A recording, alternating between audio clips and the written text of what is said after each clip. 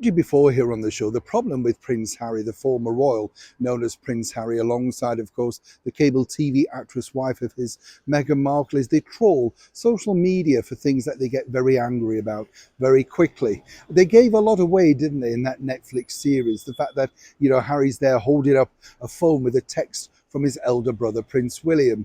And the fact that they've got two Macs and don't look at themselves online, we never really believed that, did we? But it was a nice stance, again, the toxicity, wasn't it, as he called it, of social media. But as we all know, in this world, everything revolves around getting your notes out there, your face out there.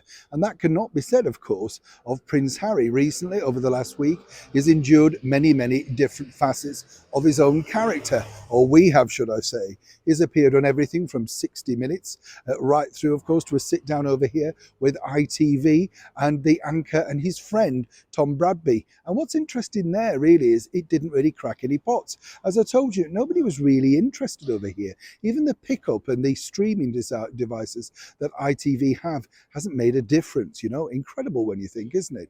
What is interesting now, though, as ever, as I've said, it doesn't necessarily take long for that to filter through back to the Montecito mansion and for them to be rather offended.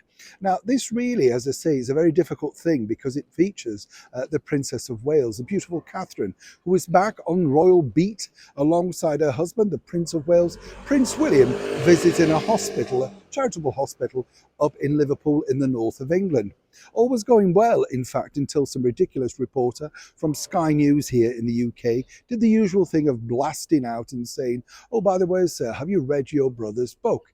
And first and foremost, we've told you before, they never respond to that. And doesn't it really make that particular organisation look trashy by simply asking that, shouting that out? They know that they're not going to speak, don't they? So why do it? You just make yourself look ridiculous. But it was this particular comment that's now reverberated back to Montecito, and in particular sent Meghan Markle once again into a tailspin, backing up her theories alongside the recent things that she spewed about regarding, of course, Danny Baker, the DJ, referring to her child looking like a chimpanzee. And then, of course, recently the battle with the Sun and Times columnist Jeremy Clarkson, of which they're still waiting for a public apology. Kate referenced in a brief chat with a guest at that hospital that, yes, therapies are great, etc., but not necessarily, they don't work for everyone. Guess what? The publicity team that they pay a lot of money to out in the US, Harry and Meghan, alerted those two to it, and now apparently they're looking at that as a personal swipe.